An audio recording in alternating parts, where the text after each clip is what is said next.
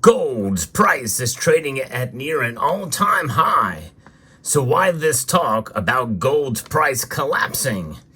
Well, I think you'll be quite surprised at the answer. Stay tuned as we explore.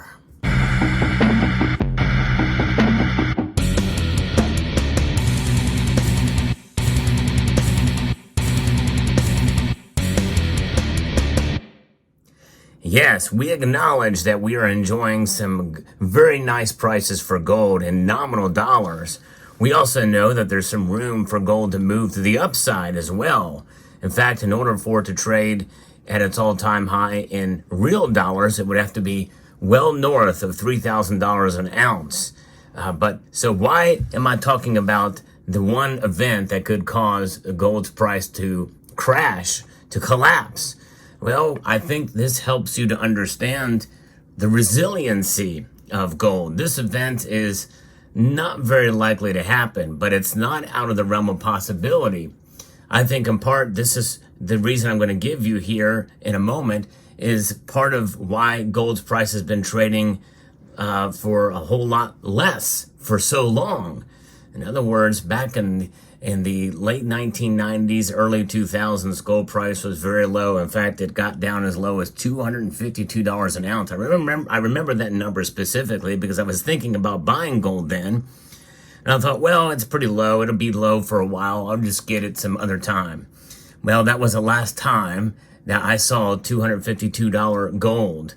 I bought gold near at that price, but I didn't buy nearly as much as I should have, and probably could have even at the time.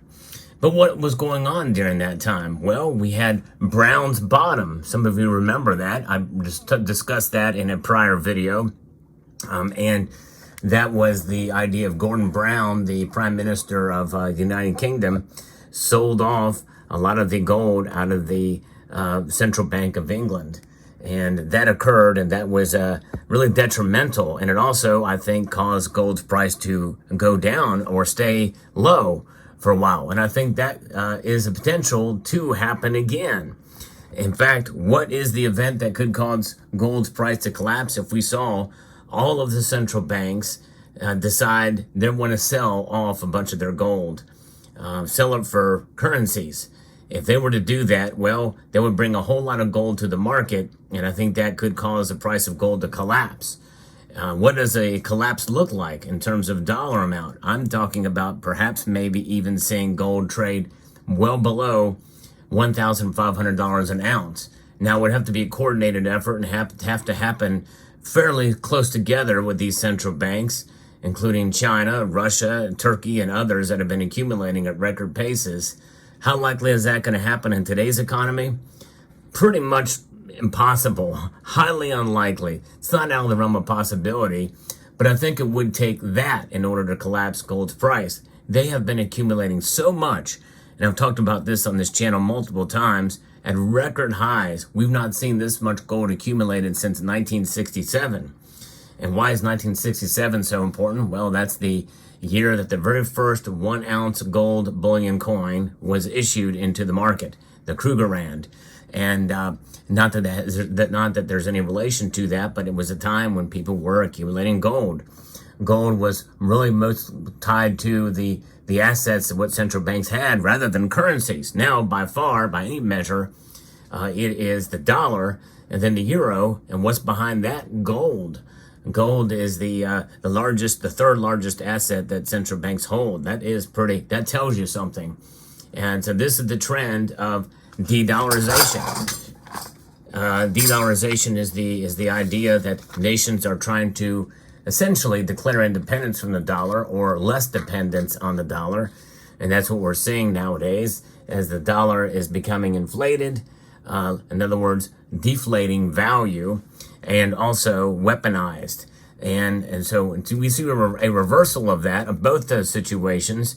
Well, it could quite possibly mean that some of these nations may decide to sell the non-yielding asset, and which is gold, and get into currencies and other assets that do yield a return, bonds and the like. And so that is something that could be in the realm of possibility if things just magically get better. But I think it's going to take magic, because you're not going to have a bunch of Argentinian presidents, Milei, that are going to do the right thing for their countries anytime soon. It's a rare exception. And only in that case would you see maybe some of these nations, try to make their foreign assets work for them and yield. But of course, some of that would also mean that the price would have to go down naturally, I think, as well, which is what we saw back in the late 90s, early 2000s. And so it's not very likely to happen. Why am I talking about this? Because it's going to really only take that in order to cause the price to really dramatically fall or collapse. And we're going to see some fluctuations in the market.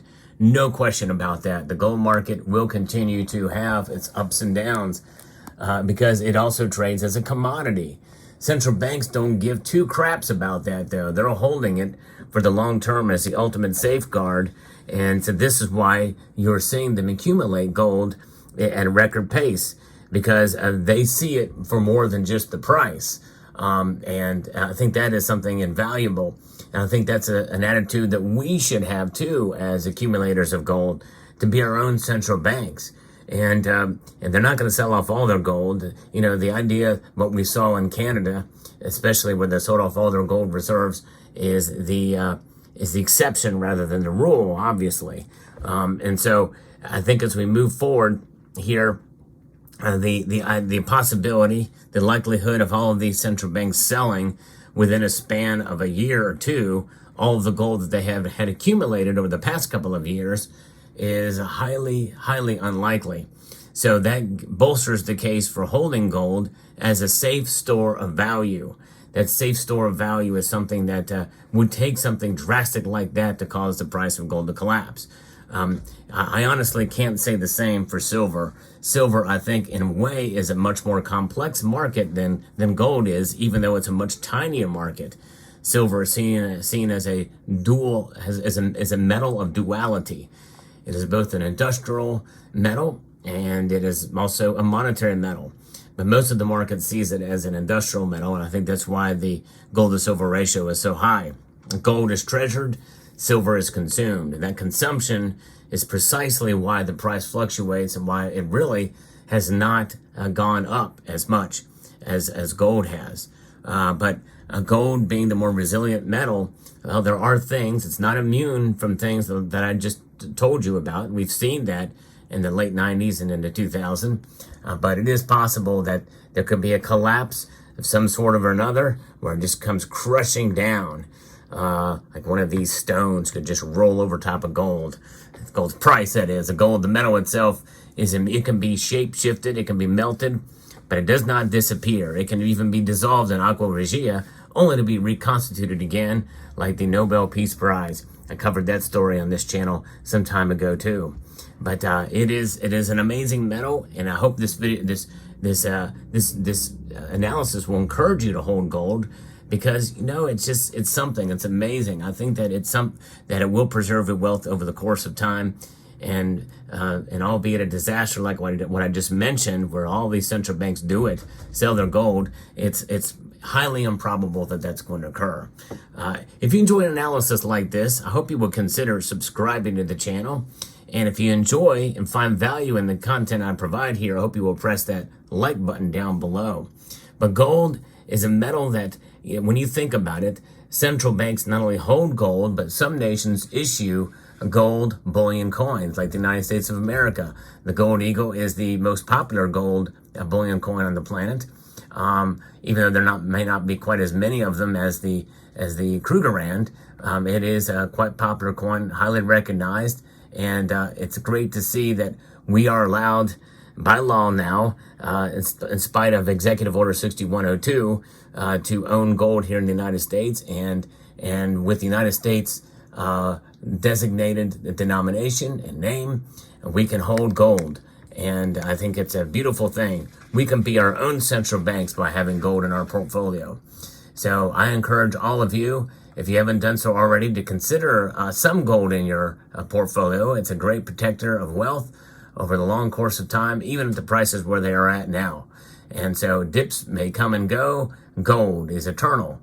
And even if the price gets collapsed by central banks holding, to me that provides, or central banks selling, to me that provides an opportunity for us to be our own central banks and accumulate more. I would actually welcome that move, but like I said, it's highly unlikely.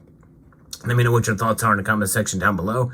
We'd like to extend a multitude of gratitude to each and every one of you for taking the time to watch, and to encourage you to please rate, share, comment, and subscribe.